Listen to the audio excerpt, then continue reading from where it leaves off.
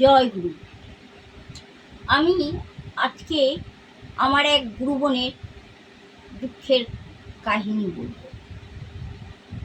আজকে সমাজে, এখনো শিক্ষিত সমাজে মেয়েরা লাঞ্ছিত, বঞ্চিত। তাই আমি সব মা বাবাকে বলবো, মেয়েদের যখন বিয়ে দেবেন তখন 100 বার দেখাশোনা করে দেবেন। এক কথা আগে বলতো, হাজার লাখো কথায় বিয়ে, কথাটা ঠিক, এক কথায় বিয়ে দেওয়া উচিত নয়। কারণ ধরুন আপনারা হয়তো মেয়ের বিয়েতে ঢাক ঢোল বাজিয়ে প্রচুর লোককে খাওয়ালেন, সেই টাকাটা ওইরকমভাবে খরচা না করে মেয়েদের একটা বাসস্থান বা মেয়েদের অন্নসংস্থানের ব্যবস্থা করবেন। কারণ কোনো সময় স্বামীরা যদি বলে বেরিয়ে যাও, তখন তার যেন একটা নিজস্ব ঘর থাকে। কারণ মেয়েরা যখন জন্ম নেয় তখন বাপের বাড়ি থেকে শ্বশুরবাড়িতেও যায়, এবার বাপের বাড়িতেও তারা স্থান পায় না, এবং শ্বশুরবাড়িতে যখন লাঞ্ছিত হয়ে সব বাপের বাড়িতে ফিরে আসে, তখন ভাইয়ের বউ, দাদার বউ, তারা মানে তাদের আয়া হয়ে থাকতে হয়, অর্থাৎ তাদের কাজের লোক হয়ে থাকতে হয়। মেয়েদের জীবনটা খুবই কষ্টের। তাই আমি বলবো প্রত্যেক মা বাবাকে ভূত ভোজন না করে ওই টাকাটা মেয়েদের জন্য সঞ্চয় করে রাখবেন, যাতে মেয়েরা একটা মানে জীবনে যেন একটা খাওয়া পড়ার তাদের অভাব না হয়, থাকার বাসস্থানের অভাব না হয়, যেন তারা নুন ভাতের জোগাড় করে শান্তিতে স্বস্তিতে থাকতে পারে। আর একটা কথায়, আগেকার যুগে মেয়েরা ছিল গলগ্রহ, মানে মেয়েদের লেখাপড়ার সুযোগ ছিল না, ছেলেদের নিয়েই মাতহারা হতো। কিন্তু আজকাল শিক্ষিত সমাজে প্রত্যেক মায় তাদের সন্তান একটি কি দুটো, তারা ছেলে মেয়ে নিয়ে ব্যস্ত থাকে, এটা খুবই ভালো।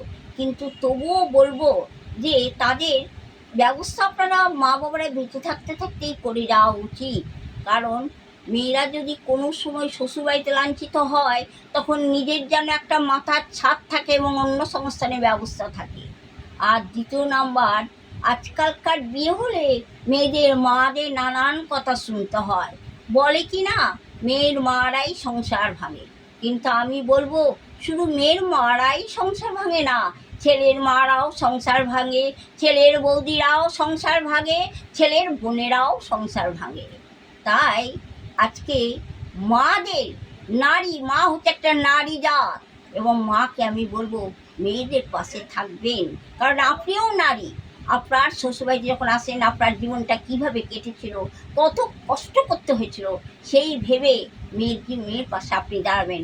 যতই আপনার বদনাম হোক, তবু আপনি সমাজের বদনামের অভাবে মেয়েকে একা করে দেবেন না, মেয়ের পাশে থাকবেন। আজকের যুগে ছেলেরা মায়ের আঁচলে থাকে, যে ছেলেরা দিদির আঁচলে থাকে, যে ছেলেরা বৌদির আঁচলে থাকে, আমি বলবো সেই ছেলে পুরুষ নয়, তাদের বিয়ে করা উচিত নয়। আর বউকে যদি লক্ষ্মী না ভেবে কাজের লোক ভাবে, সেই পুরুষের কোনো উন্নতি হয় না। বউকে, স্ত্রীকে সম্মান দিতে হয়, যথাযোগ্য তাকে মায়ের স্থানে মাকে বসাতে হয়, দিদির স্থানে দিদিকে বসাতে হয়, বৌদির স্থানে বৌদিকে বসাতে হয়, আর স্ত্রীর স্থানে স্ত্রীকে বসাতে হয়। আমি দিদির কথায়, মায়ের কথায়, বৌদির কথায় উদ্বোস করব, আর বউকে পরের মেয়েকে এনে আমি কাজের লোক ভেবে তাকে আমি যাচ্ছা তাই আমার স্বাধীনতায় তাকে চলতে বলবো, তা হয় না। আজকে শিক্ষিত সমাজ প্রত্যেক মেয়ের স্বাধীনতাকে, প্রত্যেক মেয়ের মতামতকে প্রাধান্য দিতে হয়। আরেকটা কথা বলবো, মেয়েরা তো বাবা মায়ের সম্পত্তি নেবার জন্য আজকাল তো আইন হয়েছে, মেয়েরা ছেলেরা দুজনাই সম্পত্তি পাবে। তো সম্পত্তি যখন মেয়েরা পাবে, তখন মেয়েরাই বা কেন বৃদ্ধ বয়সে বাবা মাদের পাশে থাকবে না? তাহলে তো মেয়েদেরও তো আজকাল কেস উঠেছে, যদি মেয়েরাও না দেখে তাহলে মেয়েদেরও আইনত শাস্তি হবে, ছেলেরাও যদি না থাকে ছেলেরাও আইনত শাস্তি পাবে। তাই প্রত্যেক ছেলেকে তাদের স্ত্রী যদি শ্বশুরবাড়ির সম্পত্তি নেয়, তাই ছেলের মনকেও তৈরি করতে হবে, যেমন আমার মা বাবার প্রতি দায়িত্ব আছে, তেমনি মেয়ের মা বাবার প্রতি দায়িত্ব আছে। বিয়ে মানেই একবারে কারাগারে বন্দি নয়, তাদের জীবন আছে, তারা উপভোগ করবে। হ্যাঁ, স্বাধীনতা মানে স্বেচ্ছাচারিতা নয়, স্বাধীনতা মানে সেটা যদি সুপথে সুপরিকল্পিতভাবে পরিচালনা করে, যদি ছেলে নিয়ে ঘোরাঘুরি না করে, যদি মদের বোতল নিয়ে না ঘোরাঘুরি করে, যদি ঠাকুর নিয়ে থাকে, তাহলে তো আমি বলবো সেই মেয়ে সাচ্চা মেয়ে এবং সেই মেয়ে ভালো মেয়ে। সেই মেয়েগুলোকে ব্যাকডেটেড ভেবে বর্তমান আধুনিক যুগের মেয়েদের সঙ্গে তুলনা করে তাচ্ছিল্য করবেন না। আর কিছু বলতে চাই না।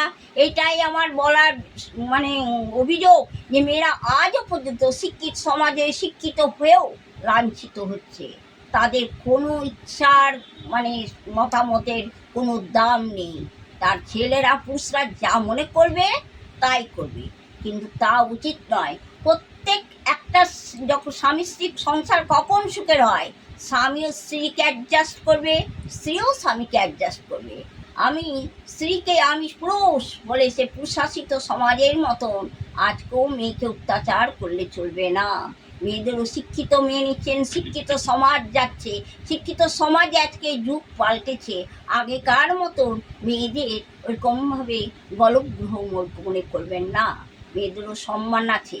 আর আমরা জানি যে আমি অবশেষে অনুকূল চন্দ্র ঠাকুরের শিষ্যা, আমি সস্ত্রেণী ব্রতধারী। আমি নিজের জীবনে দেখেছি নিরামিষকে আমার আজকে 25 বছরে জীবনে আমি ঠাকুরকে নিয়ে অনেক ভালো আছি।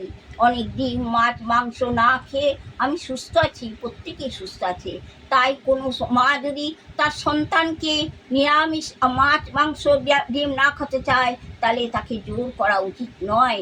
মায়ের ইচ্ছার পর আর কোনো ইচ্ছা নয়। মা পেটে 10 মাস ধরে যে কষ্ট যন্ত্রণা পায়, সেই যন্ত্রণা কি আর কেউ উপভোগ করে? জয় গুরু। আমি এখানে আমার বক্তব্য শেষ করলাম।